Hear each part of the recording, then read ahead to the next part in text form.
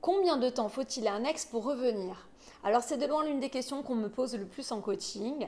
Une fois que la rupture est faite, déjà avant même de savoir si oui ou non tu as envie de te lancer dans la reconquête de ton ex, tu es déjà en train d'essayer d'estimer combien de temps finalement ça pourrait te prendre. Alors la bonne nouvelle, c'est qu'en effet ton ex peut revenir, mais la moins bonne, c'est que ça va dépendre en fait de différents facteurs. Et c'est souvent quand tu vas réussir à comprendre quels facteurs sont à prendre en compte que tu vas réussir du coup à estimer de manière plus juste, on va dire, le temps qu'il va te falloir pour que ton ex revienne. Et c'est en tout cas de te redonner une chance. Alors certes, chaque problématique est différente, chaque profil est différent, mais ça n'empêche qu'il y a quand même des facteurs qui permettent de savoir plus ou moins si la reconquête peut s'avérer plus rapide que d'autres. C'est pour ça que dans cette vidéo, je vais te partager mon expérience à ce sujet pour essayer un petit peu de lever le voile sur ce type d'interrogation. Alors avant même de commencer, sache que je t'ai laissé la possibilité pour compléter justement cette vidéo d'avoir accès à un mail dans lequel je te donne justement 5 raisons pour lesquelles les ex reviennent. Donc c'est pas 5 raisons hasard, c'est vraiment 5 raisons que moi j'ai pu déceler avec toutes ces années d'expérience en coaching. Donc très simple, une fois que tu auras terminé de voir cette vidéo, il te suffira d'aller en dessous de la description, cliquer sur le lien que j'ai laissé faire apparaître. Peut-être que tu me découvres pour la première fois sur cette chaîne YouTube. Donc je suis Christelle Lepage, experte en dynamique amoureuse. Je me suis vraiment spécialisée dans la reconquête amoureuse. Je suis là pour te faire bénéficier de conseils que j'ai envie de dire qui sont en fait testés et approuvés par ma communauté. Je suis là également pour te donner des choses assez réalistes qui parfois font pas du bien entendre et qui pourtant sont tellement réelles. Le but, c'est de ne pas te vendre de rêve justement pour te rendre encore plus efficace dans ta démarche de reconquête. Il y a en effet des reconquêtes amoureuses que l'on peut sauver, c'est pour ça que ça peut valoir le coup que tu tentes ta chance, mais il y a d'autres reconquêtes malheureusement qui n'aboutissent pas. C'est pour ça que je ne me lasserai jamais de le répéter. Une reconquête amoureuse doit d'abord être faite pour n'avoir aucun regret, pour aller au bout des choses et te donner tous les moyens finalement de voir si oui ou non tu as une chance que ton ex ait envie de vous redonner une chance. C'est pour ça que si ce n'est pas déjà fait, je t'invite fortement à t'abonner à ma chaîne. Pense aussi à cliquer sur la petite cloche des notifications, très pratique, ça te permettra de ne louper aucune vidéo à venir et donc de bénéficier de nombreux conseils. Le but étant que tu sois le plus drivé possible pendant cette étape plus que difficile de ta vie. Alors si aujourd'hui tu brûles d'envie de savoir dans combien de temps environ ton ex sera en mesure de te redonner une chance, je te conseille donc de vraiment considérer les différents facteurs qui influencent justement ce retour. Donc déjà, il faut voir les raisons de la rupture. Moi, en coaching personnalisé, quand je suis là pour faire un état des lieux de la situation, pour voir justement si je me sens d'y aller ou pas, les premières choses que je veux déceler, c'est les raisons de la rupture, les motifs en fait qui ont poussé ton ex à décider à rompre. Ensuite, je veux savoir aussi forcément si vous êtes restés en bons termes, savoir forcément également qui a pris la décision de rompre. J'ai souvent des gens, ce que j'appelle les arroseurs arrosés, qui ont décidé de se séparer, qui finalement décident d'y retourner, mais finalement l'ex ne veut plus donner de chance. Savoir aussi si aujourd'hui vous êtes toujours en contact et quelle est la nature de vos contacts. Est-ce qu'il y a de la bienveillance entre vous? Est-ce qu'au contraire c'est très, on va dire, difficile, tendu? Et puis aussi à savoir s'il y a eu beaucoup de ratés depuis l'annonce de la rupture, c'est-à-dire de savoir où vous en êtes là maintenant post-rupture. J'ai pu constater que l'âge et l'expérience, par exemple, n'étaient pas pour moi très révélateurs. J'ai des personnes jeunes qui finalement ont des reconquêtes très rapides. J'ai des personnes bien plus âgées qui, peut-être grâce aussi à leur maturité, je ne sais pas, vont aussi avoir des reconquêtes rapides. Mais je ne peux pas noter aujourd'hui, après 11 ans de coaching, que l'âge me permet finalement d'avoir une statistique différente, meilleure, en fonction des cas. L'autre cas de figure aussi, c'est l'expérience, le fait que par exemple la relation soit longue ou plus courte. J'ai des gens qui peuvent penser que parce qu'ils ont des enfants, ça peut être plus rapide parce qu'il y a des enfants au milieu. Absolument pas. Et pourtant, j'ai aussi des gens qui ont des relations très courtes et qui réussissent des reconquêtes très rapides. Mais j'ai pareil, de l'autre côté, donc des personnes qui on dit vie de famille, pourtant ça va aller très vite, et d'autres qui ont des relations courtes, et pourtant ça va être très long. Donc d'après mon expérience, et puis aussi par rapport à l'expérience de mes coachs qui me font des retours, quand on parle justement des problématiques qu'on traite, ils tombent tous d'accord avec moi sur le fait que finalement l'âge et l'expérience de la relation ne coïncident pas vraiment avec une statistique fiable pour estimer des réussites plus ou moins longues. Ensuite, si je devais englober la totalité du coup des reconquêtes amoureuses qu'on va traiter, la moyenne généralement est plutôt de 2 à 6 mois. C'est-à-dire que sur la totalité des personnes qu'on va coacher, dans les reconquêtes qui réussissent, oui, parce qu'il y a des reconquêtes qui ne réussissent pas. Oh, c'est pas vendeur, au secours, et pourtant, il faut le dire. Alors, il y en a suffisamment qui fonctionnent pour qu'on soit dans ce métier, qu'on adore le faire, et on est aussi des bons retours et du bouche à oreille, c'est pas pour rien. Mais il y a aussi des reconquêtes qui finalement, malgré la bonne volonté de tout le monde, n'aboutiront pas. C'est comme ça, il faut s'y préparer, il faut l'entendre. Maintenant, est-ce que c'est quelque chose qui doit t'effrayer et du coup t'empêcher d'être dans cette démarche? Ça t'appartient. Maintenant, si aujourd'hui tu as envie de tenter pour n'avoir aucun regret, alors oui, tu peux, parce qu'en effet, il y a aussi des reconquêtes qui fonctionnent. Mais donc, dans cette totalité de reconquêtes qui vont fonctionner, on a donc un taux de réussite qui apparaît entre 2 et 6 mois. Ça ne veut pas dire, puisque c'est une moyenne, il n'y a pas des personnes où ça va plus vite, on en a, où finalement il suffisait juste d'une bonne discussion, d'une bonne accroche pour tout désamorcer, pour que le ou la partenaire s'ouvre à nouveau et redonne une chance quasiment immédiatement, l'espace d'une semaine. C'est souvent d'ailleurs la preuve que peut-être la décision a été prise sur un gros coup de tête ou de manière impulsive. Donc, ça peut amener à des résultats beaucoup plus rapides, mais on a aussi des personnes qui, des fois, ont eu des reconquêtes qui sont allées jusqu'à 1 an.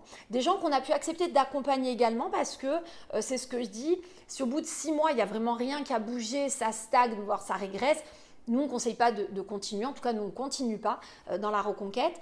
Mais on a des cas où au bout de 6 mois, ce n'est pas encore refait. C'est-à-dire que l'ex n'est pas encore en mesure de dire « je te redonne une chance », mais on est parti de tellement loin avec une personne qui accepte aujourd'hui des contacts, par exemple, qui se confie à nouveau, où on sent qu'il y a de la tendresse qui se remet en place.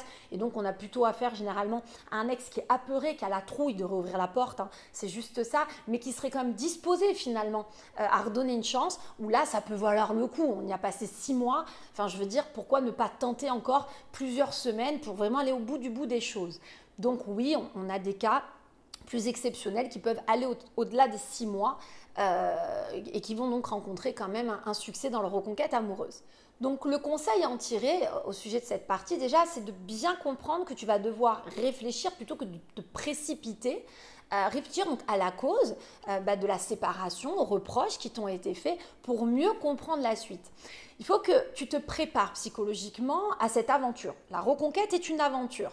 Si demain tu pars faire un régime en ayant dans ton esprit que tu n'as que 3 kilos à perdre alors qu'en réalité tu en as 15 à perdre, déjà la douche elle va être froide. Si tu comprends plutôt que finalement tu as beaucoup de poids à perdre et qu'il va donc falloir en plus que tu pratiques du sport que tu n'as peut-être jamais pratiqué jusqu'à présent, que tu vas devoir apprendre à te réalimenter différemment, mieux, donc ça te demande quand même un travail plus intense plutôt que juste penser que voilà, tu vas te priver de 2-3 aliments que tu aimais bien, de sucreries et tu vas perdre tes 3 kilos. Si tu considères vraiment tout ça, tu seras plus prêt psychologiquement finalement pour entamer ta démarche et surtout pour la tenir jusqu'au bout. C'est pour ça que c'est intéressant aujourd'hui de prendre du recul, non pas pour te faire peur quand tu vas te confronter à la réalité, non pas pour te démotiver finalement, mais plutôt pour te préparer et pour réussir à peut-être mieux rassembler ton énergie là où tu vas en avoir besoin. Donc peut-être que c'est bon aussi que je te le dise, mais nous par exemple dans nos coachings personnalisés, j'y tiens, hein, mes coachs le savent, on a toujours dans le premier rendez-vous quand on commence à prendre vraiment la température de la situation qui nous est confiée, tendance à essayer justement de fixer une deadline. C'est-à-dire de dire voilà, par rapport à la situation, à l'état d'esprit de l'ex actuel, on tablerait plutôt sur un 3-4 mois de travail, ou alors on pense que peut-être ça va être plus rapide que prévu, finalement ne vous inquiétez pas, enfin on a des discours qui varient en fonction des situations, mais en tout cas c'est vrai qu'on aura toujours tendance à vouloir essayer de définir une statistique, un laps de temps qui peut paraître cohérent pour tout le monde pour avoir un résultat. Donc peut-être que toi aujourd'hui tu n'es pas dans une démarche vers un coaching personnalisé, tu veux essayer tout seul cette reconquête, pourquoi pas, mais du coup ce vrai bon conseil déjà à te donner, c'est de prendre le recul nécessaire pour tenter de définir du coup le laps de temps que tu vas être en mesure déjà d'accorder à ton ex, et puis qui serait donc raisonnable, cohérent avec ce que tu attends. Ensuite, ce qui peut aussi t'amener à accélérer ta reconquête, le fait que ton ex revienne vers toi plus rapidement qu'un autre, ça va être de vraiment considérer la patience et la stratégie. Alors la stratégie, je sais, ça fait frémir plein de gens. La stratégie en amour, il n'y en a pas, tout doit être spontané, c'est machiavélique la stratégie. Non, pas du tout. C'est juste de comprendre que des fois, il faut savoir aussi adapter son comportement en fonction des situations. Si demain, tu t'es loupé au niveau professionnel avec ton équipe, ton patron, parce que tu as été profondément égoïste sur un projet, en délaissant tout le monde, en aidant personne dans un moment qui était compliqué où on t'attendait, et que tu te rends compte de ton erreur, va peut-être falloir un petit peu raser les murs pendant quelques temps, adopter un comportement qui va être adéquat pour te faire racheter, pour ramener une cohésion au sein de ton équipe te concernant, et puis bon, pour te réconcilier un petit peu avec la vision que peut avoir ton patron de toi quand tu as laissé un petit peu le navire à l'abandon, alors qu'on attendait justement des choses venant de toi. Donc l'idée là, c'est pas que tu es stratégique, c'est pas que tu es hypocrite quand tu vas te comporter comme il faut avec cette équipe professionnelle, c'est plutôt que tu vas faire preuve d'intelligence, tu vas pas aller pavoiser, aller raconter à tout le monde combien aujourd'hui tu es désespéré qu'on te fasse la tête, comme dans une reconquête amoureuse, quand j'en attends qui me disent oui mais moi je veux pas de stratégie, je veux du spontané, c'est pour ça que j'ai crié mon amour et la souffrance que je ressentais depuis que mon ex était parti. Ok, j'entends, c'est bien mignon, mais ça peut aussi renvoyer l'image à l'ex d'une personne qui est centrée sur elle en fait. C'est-à-dire que l'ex se sépare, toi tu arrives, tu vomis un peu ton mal-être, tu vomis ton amour, mais ton ex à ce moment-là se sent pas aligné parce que ton ex a envie de te dire ok mais moi dans tout ça avant, à l'époque où je te prévenais, à l'époque où j'avais déjà sonné la sonnette d'alarme, tu t'en fichais bien pas mal. Donc même là encore tu vois, toi tu penses que c'est peut-être de la spontanéité, mais stratégiquement parlant, c'est pas malin parce que ton ex a peut-être pas besoin de te voir souffrir ou que tu expliques que tu souffres. Ton ex, c'est peut-être un stade où il ou elle préférait que tu comprennes pourquoi il est arrivé à cette séparation, que peut-être tu t'excuses selon les cas de figure, que peut-être tu reconnaisses certains torts. Donc là encore, c'est important de le dire, le fait de prendre du recul et donc finalement d'avoir une phase plutôt empathique vis-à-vis de ton ex, c'est plutôt être dans la stratégie mais positive parce que être empathique, c'est être positif, c'est pas de la manipulation pour amener à accélérer ta reconquête. Donc c'est important vraiment de comprendre que aujourd'hui, il va falloir que tu te mettes à la place de ton ex, que tu ne sois pas un fardeau dans sa vie et que tu sois en mesure de lui montrer ton soutien, peut-être même de lui offrir du réconfort dans certains cas, si c'est nécessaire, sans envisager tout de suite le silence radio pur et dur dont j'entends souvent parler, qui sert absolument à rien si tu dois corriger le tir ou prouver justement que tu as compris des choses. Il faut comprendre qu'on peut se montrer bienveillant demain avec un ex sans pour autant se montrer acquis ou être à sa merci. Donc ça, c'est important vraiment d'y réfléchir. Et alors, quand je parle de patience, c'est parce qu'en fait, il va falloir aussi apprendre à te mettre à son rythme, ne pas chercher à harceler ton ex. Si ton ex, par exemple, met du temps à répondre à tes messages, ce n'est pas un pied de nez que de mettre un peu de temps aussi à le faire, c'est plutôt de t'adapter à son rythme. Là aussi, c'est une façon de faire preuve d'empathie. Peut-être que là, pour le moment, ton ex n'est pas en mesure de rouvrir grandement la porte. Donc, il faut y aller par parcimonie.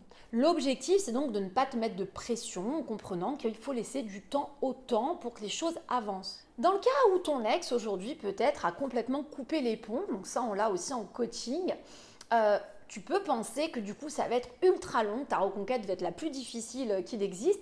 Pourtant, pas forcément, parce que parfois, le plus long dans ta reconquête va être justement de réussir à reprendre un contact et après les autres étapes vont aller très vite.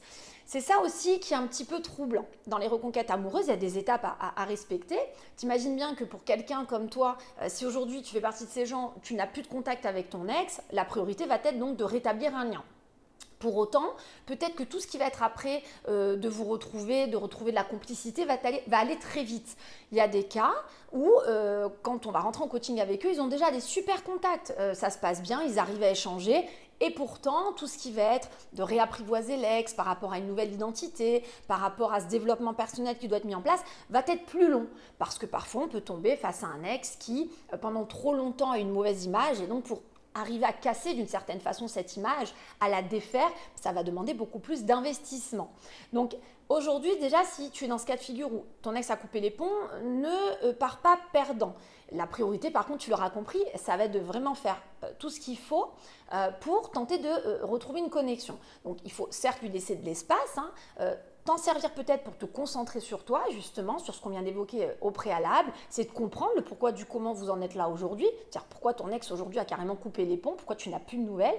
Donc travailler en plus de ça sur ton développement personnel pour t'amener à trouver les solutions finalement pour amorcer la nouvelle communication qui est nécessaire. Donc en plus, plus tu vas comprendre du coup le pourquoi du comment vous en êtes là, plus tu auras de lucidité sur comment réamorcer des échanges en fait avec ton ex et puis aussi comment garder le contrôle.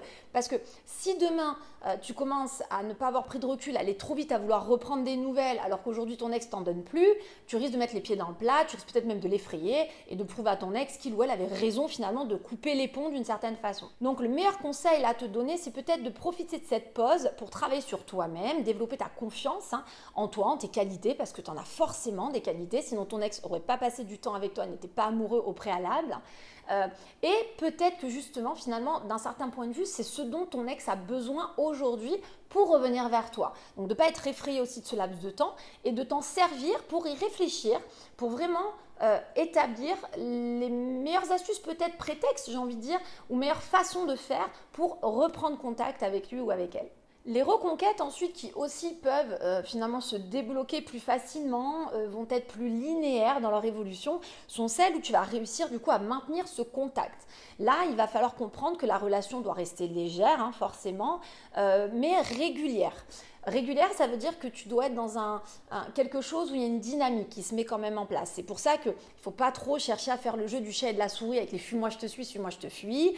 Tu peux parfois en effet te mettre un petit peu en retrait, mais juste pour que ça laisse aussi la place à ton ex d'avoir l'envie de reprendre des nouvelles. Mais quand tu vois que c'est un peu trop long, n'hésite pas à ce moment-là à continuer dans cet élan de créer cette dynamique entre vous. Par exemple, tu peux aussi être la personne qui va mettre fin à vos discussions pour garder un petit peu de mystère. Mais voilà, il faut être quand même dans un échange qui reste intelligent, sans provocation. Et puis il y a l'étape cruciale pour accélérer des reconquêtes amoureuses, pour vraiment passer de quelque chose de stagnant à quelque chose qui là commence à vraiment prendre, c'est le fait de passer du temps avec son ex. Donc ça, pareil, j'ai fait beaucoup de vidéos là-dessus. Dans les coachings personnalisants, on y accorde beaucoup de temps. C'est l'idée d'obtenir un rendez-vous avec l'ex, plusieurs rendez-vous même avec l'ex. Pourquoi ? Parce qu'il n'y a pas de reconquête virtuelle. Il faut passer du temps avec quelqu'un pour lui prouver qu'on a compris, qu'on a changé, qu'on a évolué. Il n'y a pas le choix. Il faut aussi passer du temps avec quelqu'un pour créer des liens, pour retrouver un feeling. Donc dans les cas de figure comme cela, vraiment passer du temps avec un ex peut accélérer une reconquête amoureuse. Là encore, c'est ce que j'expliquais précédemment, tu peux te retrouver dans un cas de figure où au début tu as vraiment ramé, c'est le cas de le dire, et au moment où tu vas arriver à obtenir un premier rendez-vous et un deuxième, c'est exponentiel, les résultats que tu vas avoir. On le voit tous les jours, nous, dans nos coachings. Donc c'est pour ça, j'insiste, j'ai fait d'autres vidéos sur le sujet. Il faut te battre quand tu sens que c'est le bon moment, bien évidemment, quand il faut amorcer la chose pour passer du temps à nouveau avec ton ex. Il ne faut pas avoir peur d'essuyer des refus. J'ai des cas de figure de gens qui ont tellement peur finalement que la reconquête n'aboutisse pas, qui préfèrent rester en suspens et donc ne proposent rien. Mais à un moment donné, même nous les coachs, on est là pour vous faire avancer, pour avoir des réponses, pour savoir si oui ou non l'ex va te redonner une chance ou si peut-être, en effet, il faut faire un deuil pour passer enfin à autre chose. Donc on est là quand même aussi pour bousculer un petit peu les choses pour que ça se mette en place. Et c'est pour ça que je le répète, c'est important vraiment de comprendre l'intérêt pour toi aujourd'hui de décrocher un rendez-vous pour passer du temps avec ton ex. À ce stade-là, le vrai bon conseil, c'est de comprendre que du coup la clé, ça va être tout simplement de rester dans sa vie sans pression et de lui donner envie tout simplement de te revoir et de recréer un lien progressivement. Donc tu l'auras compris, en fait, il y a pas mal de choses pour savoir si demain tu es en mesure ou pas de faire revenir ton ex dans un laps de temps correct, plutôt court, plutôt long. Fixe-toi déjà l'objectif d'être entre les 2 et 6 mois, c'est assez cohérent. Si tu es en dessous, tu feras partie des exceptions. Si tu es au-delà, malheureusement, tu feras aussi partie des exceptions. Mais en tout cas, si tu es dans une moyenne qui va jusqu'à 6 mois, ça peut faire peur. C'est pour ça qu'il faut y réfléchir. Si tu te sens vraiment te lancer, si ton ex aussi en vaut vraiment la peine. Mais c'est le laps de temps qui est plutôt cohérent d'après l'expérience que j'en ai. Pour autant, voilà, je te le redis, il faut aussi comprendre que une reconquête, c'est pas complètement linéaire. Il y a des étapes. Il y a des étapes qui vont se débloquer plus vite que d'autres en fonction des cas, en fonction des profils aussi des partenaires. On a en effet des ex plus têtus que d'autres. Ça ne veut pas dire que du coup c'est voué à l'échec plus que d'autres. Mais il y a des gens, c'est vrai, qui sont plus durs à amorcer, plus durs à réapprivoiser plutôt. Donc forcément, ce stade-là est plus difficile. Mais pour autant, des personnes des fois qui ont la tête dure sont des fois des gens plus sensibles que d'autres. Donc quand le travail est bien fait, pour reprendre des contacts ensuite, une fois que la personne s'ouvre, c'est plus facile, ça va plus vite. Donc c'est pour ça qu'il y a du bon, il y a du mauvais un peu partout. Il y a des étapes à respecter et ça, c'est difficile de donner du coup des mesures justes. Mais aujourd'hui, vraiment, si tu devais essayer de prendre du recul sur ta situation pour arriver à te rendre compte où te situer, ce sera de prendre en compte les motifs de rupture essentiellement et vos rapports actuels. D'ailleurs, en complément de cette vidéo, je te rappelle que je t'ai laissé la possibilité d'avoir accès à un lien, je t'ai laissé juste en dessous, là de la description, qui te permet d'avoir 5 raisons pour lesquelles les ex reviennent généralement. Je te fais bénéficier de mon expérience, donc n'hésite pas à cliquer dessus pour en bénéficier. Si toutefois le contenu de cette vidéo te plaît, t'intéresse, alors fais-le moi savoir en cliquant sur le petit like. Si tu n'es pas abonné à la chaîne, je te conseille fortement de le faire.